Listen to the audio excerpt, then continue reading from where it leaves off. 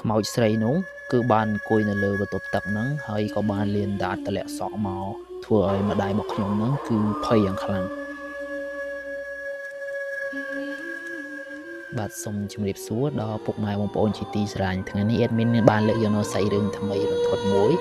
យកមកធ្វើការសម្រាប់ចែកជូនពុកម៉ែបងប្អូនស្ដាប់ដែលរឿងនេះផងដែរគឺកើតឡើងទៅលើម្ដាយរបស់ខ្ញុំរឿងនេះគឺកើតឡើងគឺប្រហែលជា 3-4 ឆ្នាំមុនកំឡុងពេលដែលម្ដាយរបស់ខ្ញុំហ្នឹងគឺគាត់ទៅធ្វើការងារផ្នែករោងចក្រកាត់ដេរមួយកន្លែងនៅឯស្រុកកំពង់តាឡាចខេត្តកំពង់ឆ្នាំងហើយរោងចក្រនោះគឺរោងចក្រលំវែកបងប្អូនធ្លាប់ស្គាល់ដែរឬទេរោងចក្រលំវែកចំពោះបងប្អូនដែលធ្វើដំណើរពីភ្នំពេញតាមផ្លូវជាលេខ5ម្ដងដងឬក៏ជិះម្ដងផ្សារត្រាចរហូតមកគឺបងប្អូននឹងបានឃើញហើយរោងចក្រលំវែកហ្នឹងគឺមានទាំងរោងចក្រកណាត់ហើយនឹងរោងចក្រស្បែកជើងកាលពី 3-4 ឆ្នាំមុនហ្នឹងម្ដាយរបស់ខ្ញុំហ្នឹងគឺគាត់បានទៅធ្វើការនៅផ្នែករោងចក្រកាត់ដេរមួយកន្លែងនោះគឺកំឡុងពេលដែលម្ដាយរបស់ខ្ញុំហើយនឹងពុករបស់ខ្ញុំហ្នឹងគឺគាត់បានប្រមូលផលស្រែចម្ការហើយគឺអត់មានការងារធ្វើទៀតទេនៅឯផ្ទះអញ្ចឹងហើយទើបម្ដាយរបស់ខ្ញុំគាត់សម្រេចចិត្តទៅធ្វើការងារកាត់ដេរនៅឯរោងចក្រនោះនៅពេលដែលទៅដល់ដំបូងគឺគាត់ពិបាកនៅក្នុងការរកបន្ទប់ស្នាក់នៅដោយសារតែគាត់ម្នាក់ឯងអញ្ចឹងហើយគឺគាត់ចង់មានគ្នាពី3នាក់អីចឹងទៅដើម្បីទៅរស់នៅជាមួយគ្នាបានជាគ្នាកុំឲ្យអបសុខចៃដន្យនៅពេលដែលម្ដាយរបស់ខ្ញុំគាត់ទៅរស់នៅឯបន្ទប់ជួលមួយគឺនៅពេលនោះគាត់បានជួបជាមួយនឹងមិត្តភ័ក្តិរបស់គាត់ដែលអ្នកមីងម្នាក់នោះឈ្មោះថាមីងធឿនហើយមានប្អូនស្រីរបស់គាត់ម្នាក់ទៀតឈ្មោះថាមីងវីមីងធឿនហើយនឹងមីងវីហ្នឹងតាមពិតទៅគឺជាអ្នកស្រុកអ្នកភូមិជាមួយនឹងម្ដាយរបស់ខ្ញុំទេតែគាត់ថាផ្ទះវារៀងនៅឆ្ងាយពីគ្នាដែរអញ្ចឹងណាខ្ទង់ 3-4 គីឡូដីដល់ពេលដែលម្ដាយរបស់ខ្ញុំគាត់ទៅរស់នៅជាមួយនឹងមីងធឿនហើយនឹងមីងវីតែបន្ទប់ជួលនោះគឺស្នាក់នៅចំនួន3នាក់មីងធឿនហើយនឹងមីងវីហ្នឹងគឺគាត់ស្នាក់នៅបន្ទប់ជួលហ្នឹងគឺខ្ទង់1ខែ2ខែហើយដោយសារតែគាត់មកធ្វើការហ្នឹងរៀងយូរដែរម្ដាយរបស់ខ្ញុំគឺគាត់ទៅតែទៅធ្វើការថ្មីថ្មោងដូច្នេះហើយគឺគាត់ក៏បានទៅសុំរស់នៅជាមួយនឹងមីងធឿនហើយនឹងមីងវីនៅពេលដែលមីងធឿនមីងវីគាត់ឃើញម្ដាយរបស់ខ្ញុំទៅសុំរស់នៅជាមួយបែបនេះគឺគាត់អាណិតម្ដាយរបស់ខ្ញុំហើយគាត់ក៏យល់ព្រមឲ្យម្ដាយរបស់ខ្ញុំនឹងទៅរស់នៅជាមួយដើម្បីបានជាគ្នាផងកុំឲ្យអបសុកអីចឹងណាហើយម្ដាយរបស់ខ្ញុំគាត់ក៏រើឲ្យបានពីកង់3ដែលគាត់ជិះពីផ្ទះទៅហើយក៏បាននាំគ្នារៀបចំកន្លែងគេងក៏ដូចជារៀបចំបាយម្ហូបសម្រាប់ពេលល្ងាចស្អែកឡើងម្ដាយរបស់ខ្ញុំនឹងគាត់ក៏បានរៀបចំទៅធ្វើតេស្តជាប់ធ្វើតេស្តរោងចក្រនឹងជាប់ហើយក៏បានចូលធ្វើការងារនៅពេលដែលម្ដាយរបស់ខ្ញុំរស់នៅឯបន្ទប់ជាមួយនឹងមីងធឿនហើយនឹងមីងវីហ្នឹងមួយអាទិត្យដំបូងគឺអត់មានរឿងអីកើតឡើងនោះទេបងប្អូនប៉ុន្តែស្រាប់តែប្រហែលជា2ថ្ងៃក្រោយមកនៅកំឡុងម៉ោងប្រហែលជាម៉ោង12យប់នៅពេលនោះនៅពេលដែលគាត់គេងហ្នឹងគឺគ្រប់គ្នាគេក៏បានគេងលក់អស់ហើយម្ដាយរបស់ខ្ញុំគឺគាត់បានគេងដែរប៉ុន្តែគាត់ថាគាត់គេងហ្នឹងរៀង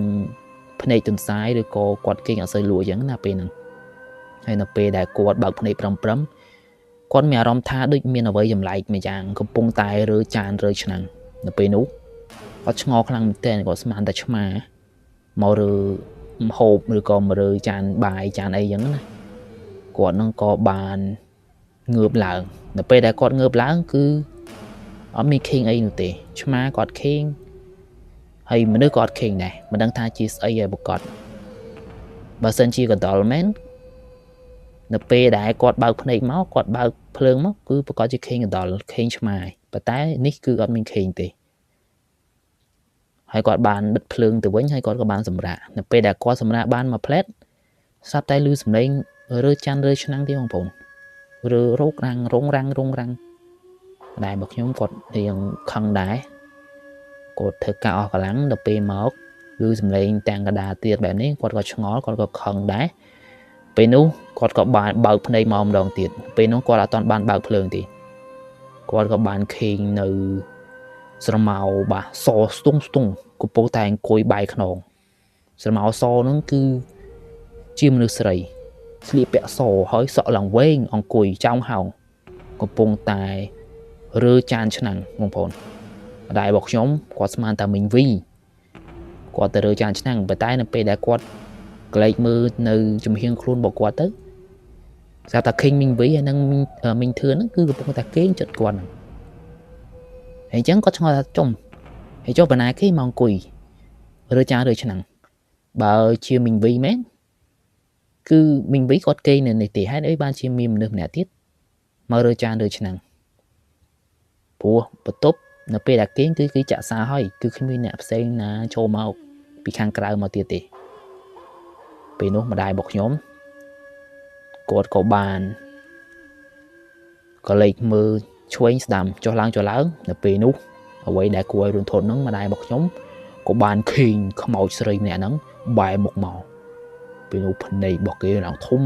ប៉ិនពងមាត់បងប្អូនហើយមុខវិញឡើងស្លេកដែររបស់ខ្ញុំឃើញបែបនេះគឺភ័យយ៉ាងមែនតើប៉ុន្តែគាត់ទប់អារម្មណ៍ជាប់ដូច្នេះហើយខ្មោចហ្នឹងវាក៏មិនហ៊ានលងគាត់ទៀតដែរពេលនោះដែររបស់ខ្ញុំក៏បានដាស់មីងធឿនហើយនឹងមីងវីឲ្យភ្ញាក់ឡើងដែលហេតុថាគាត់បានឃើញខ្មោចកំពុងតែរើចានឆ្នាំងប៉ុន្តែនៅពេលដែលមីងវីហើយនឹងមីងធឿនហ្នឹងគាត់ងើបមកសោះតែអត់មានឃើញអ្វីនោះទេហើយតែខ្មោចហ្នឹងក៏មិនបានឃើញដែរនឹងថាខ្មោចហ្នឹងវាទៅដល់ទីណាទេម្ដាយរបស់ខ្ញុំគាត់ក៏កលេចមកកាន់ខ្មោចហ្នឹងស្រាប់តែបាត់ខ្មោចហ្នឹងដូចគ្នាហើយមីងវីមីងធឿនហ្នឹងក៏បានបន្ទោសម៉ែខ្ញុំថាយេថាប្រហែលជាគាត់ស្វាំងភ្នែកអញ្ចឹងណាឬក៏អស់កម្លាំងអញ្ចឹងល្វីទៅមើលឃើញខ្មោចឃើញអីអញ្ចឹងទៅអានេះគឺមីងវីហើយនិងមីងធឿនគាត់គិតបែបហ្នឹងប៉ុន្តែម្ដាយរបស់ខ្ញុំគឺគាត់និយាយថាគាត់មិនបានអស់កម្លាំងឬក៏ល្វីអីទេអំបញ្ញមិញហ្នឹងគាត់បានឃើញខ្មោចស្រីច្បាស់កន្លែងណាកំពុងតែរើចានឆ្នាំងបន្ទាប់មកដែលហេតុថាមីងវីហើយនិងមីងធឿនហ្នឹងគាត់រៀងអស់ងងុយគេងខ្លាំងមែនតើគាត់ក៏បានសម្រាកទៅវិញទៅហើយគាត់បានប្រាប់ម៉ែខ្ញុំថាបែកខច្រើនទេដេកទៅយល់ហើយបែរជាស្វាំងភ្នែកហើយពេលនោះពួកគាត់ក៏បានគេងទៅម្សាទៀតនៅពេលដែលម្ដាយរបស់ខ្ញុំតម្រៀបខ្លួនទៅរៀបនឹងគេងប្រហែលជាកន្លះម៉ោងក្រោយមកស្រាប់តែខ្មោចស្រីម្នាក់នោះគឺមកអង្គុយនៅលើទ្រូងម្ដាយរបស់ខ្ញុំបងប្អូនគឺអង្គុយសង្កត់ទ្រូងរបស់គាត់ពេលនោះម្ដាយរបស់ខ្ញុំគាត់រើយ៉ាងខ្លាំងគាត់រើផងគាត់បាទស្រីអីគេជួយផងប៉ុន្តែអត់មានអ្នកលឺទេប៉ុន្តែអ្វីដែលសំណាងល្អបំផុតនោះបងប្អូននៅពេលនោះមីងវីគាត់ឈឺបត់ជើងបងប្អូនគាត់ឈឺបត់ជើងទួយនៅពេលតែគាត់ដឹងខ្លួនឡើងគាត់ឃើញម្ដាយរបស់ខ្ញុំហ្នឹងគឺកម្រើកដៃកម្រើកជើងមានអារម្មណ៍ថាដូចមានអ្វីមកសង្កត់គាត់អីចឹងណាបាទគាត់ឆ្ងល់ថាម៉ែរបស់ខ្ញុំហ្នឹងគឺកើតអីបានជាដៃជើងរបស់គាត់ហ្នឹងខំប្រឹងកម្រើកដែរតែមើលទៅដូចជាកម្រើកអត់រួចពេលនោះមីងវីគាត់ក៏បានស្រែកហៅម្ដាយរបស់ខ្ញុំថាមីងកើតអីពេលនោះម៉ែរបស់ខ្ញុំហ្នឹងគឺក៏បានដឹងខ្លួនភ្ញាក់ព្រឹតហើយគាត់បាននិយាយប្រាប់មីងវីថាចេះថាមិញហ្នឹងខ្មោចស្រីម្នាក់នោះវាក៏បានមកជន់សង្កត់ពីលើគាត់ដកដង្ហើមចង់រួចទេហើយនៅពេលនោះគឺម្ដាយរបស់ខ្ញុំគឺមានអារម្មណ៍ថាកាន់តែខ្លាចឡើងហើយមីងវីហើយនិងមីងធឿននោះពីដំបូងគាត់ក៏អត់សូវជឿដែរថាមានខ្មោចព្រោះគាត់នៅបន្ទប់ហ្នឹងពី3ខែហើយគឺមិនដែលឃើញមានខ្មោចណាមកលងឬក៏មកសង្កត់គាត់ទេទើបតែម្ដាយរបស់ខ្ញុំមកនៅនឹងទេដែលគាត់ឃើញខ្មោចអញ្ចឹងលូស្អែកឡើងម្ដាយរបស់ខ្ញុំក៏បានទៅធ្វើការធម្មតាហើយនៅពេលដែលយប់នឹងចូលមកដល់ទៀតម្ដាយរបស់ខ្ញុំក៏បានចូលសម្រាកទៅគឺខ្ទង់ប្រហែលជាម៉ោង12ទៀតបងប្អូនគឺខ្ទង់ម៉ោង12ដដែលហ្នឹងនៅពេលនោះមីងវីហើយមីងធឿនក៏បានគេងដូចគ្នាម្ដាយរបស់ខ្ញុំគាត់គេងមិនសូវលក់ផងទៅពេលនោះគាត់ក៏បាន គេងរៀងបើកភ្នែកប្រំពួកគាត់ចាំសង្កេតមើលថាតើខ្មោចអ្នកហ្នឹងវានៅនឹងទៀតអត់ឬក៏វាទៅណាអញ្ចឹងណាបាទពេលនោះអ្វីដែលគាត់ភ័យរន្ធត់ទៀតនោះគឺពេលនោះបងប្អូនខ្មោចស្រីម្នាក់នោះក៏បានមកអង្គុយនៅលើបន្ទប់ទឹកនោះគឺគេធ្វើអត់ជាប់នៅនឹងតវផ្ទះទេបងប្អូនគឺបានន័យថាគេរៀបឥដ្ឋជាប់នឹងជញ្ជាំងប៉ុន្តែគេចំហគឺអត់មានពិដាននៅពីលើទេដូច្នេះហើយគឺយើងអាចអង្គុយនៅលើបន្ទប់ទឹកនឹងបានម្ដាយរបស់ខ្ញុំគាត់ថាឃើញខ្មោចស្រីនោះគឺមកអង្គុយនៅលើបន្ទប់ទឹកហ្នឹងគឺកាន់ចានហើយស្រែកប្រាប់គាត់ថាចេះឃ្លានណាស់ហើយម្ដាយរបស់ខ្ញុំទៅពេលហ្នឹងគាត់ក៏សួរទៅខ្មោចស្រីម្នាក់ហ្នឹងគាត់ថាថ្ងៃឃ្លានអីបើឃ្លានសំណែនឃ្លានចេកឃ្លានអីចាំអញទិញចេកឲ្យហើយខ្មោចស្រីម្នាក់ហ្នឹងគាត់ថាវាឃ្លានស៊ីចេកវាឃ្លានស៊ីផ្លែឈើម្ដាយរបស់ខ្ញុំគាត់ក៏បានប្រាប់ខ្មោចហ្នឹងថាចេះបើឃ្លានបើចាំមកលងអញចឹងទេប្រាប់អញស្រួលបួមកកុំឲ្យមកលងអញចឹងទៀតចាំអញស្អែកឡើងអញទិញចេកទិញអីទិញផ្លែឈើអីយកទៅដាក់នៅបន្ទប់ហ្នឹងបើចាំមកលងអញទៀតទេពេលដែលម៉ែខ្ញុំនិយាយមួយខ្មោចហ្នឹងហើយខ្មោចហ្នឹងក៏បានរលាយបាត់ទៅហើយម្ដាយរបស់ខ្ញុំស្អែកឡើងហ្នឹងក៏បានទិញចេកទិញផ្លែឈើយកទៅដាក់នៅបន្ទប់ហ្នឹងជាធម្មតាមនុស្សចំណូលថ្មីនៅពេលដែលគេទៅរស់នៅឯបន្ទប់ឬក៏ផ្ទះណាមួយដែលយើងមិនធ្លាប់បានរស់នៅគឺគេត្រូវតែសែនផ្លែឈើក៏ដូចជាអុជធូបថ្វាយដល់ជំនាញបន្ទប់ឬក៏ជំនាញខ្មោចអីចឹងទៅប៉ុន្តែដែលហេតុថាម្ដាយរបស់ខ្ញុំគាត់រាសីរៀងដាក់ដែរកាលពីដំបូងឡើយហ្នឹងនៅពេលដែលមីងធឿនហើយនិងមីងវីគាត់មករស់នៅឯបន្ទប់ហ្នឹងគាត់បាននិយាយប្រាប់ថាគាត់បានដាក់សែនថ្វាយផ្លែឈើឬក៏ចេកអ្វីនោះទេដូច្នេះប្រហែលជាមកពីអញ្ចឹងហើយបានជាម្ដាយរបស់ខ្ញុំគាត់ដូចស័យដាក់ទៅខ្មោចហ្នឹងវាមកឡងហើយវាមកសុំស៊ីផ្លែឈើផ្លែអីចឹងទៅទើបបង្កជាការលងបន្លាចឲ្យម៉ែខ្ញុំហ្នឹងគឺភ័យខ្លាចពេលដែលម៉ែខ្ញុំគាត់ដាក់ផ្លែឈើដាក់អីហើយគាត់ក៏បានបាទអុជធូបនិយាយទៅខ្មោចនឹងថាគាត់បានដាក់ផ្លែឈើដាក់អីសែនហើយឈប់មកលងគាត់ទៀតគាត់ខ្លាចឈប់លេងចឹងទៀតហើយនៅពេលនោះនៅពេលដែលសែនរួចរាល់ហើយម្ដាយរបស់ខ្ញុំក៏បានស្នាក់នៅបន្ទប់នោះជាធម្មតាប៉ុន្តែនៅពេលដែលមិនលងបានជា3ថ្ងៃស្រាប់តែខ្មោចស្រីម្នាក់ហ្នឹងមកលងទៀតបងប្អូនគឺលងនៅពេលយប់ដដែល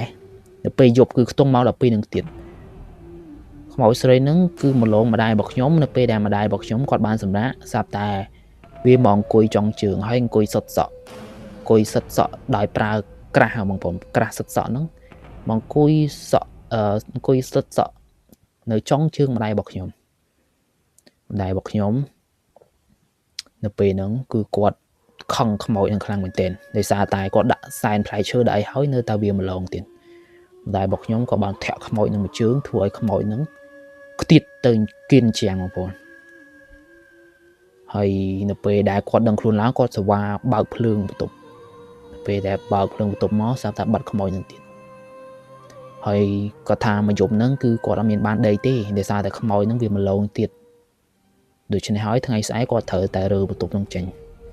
គឺគាត់រើបន្ទប់រើអីវ៉ាន់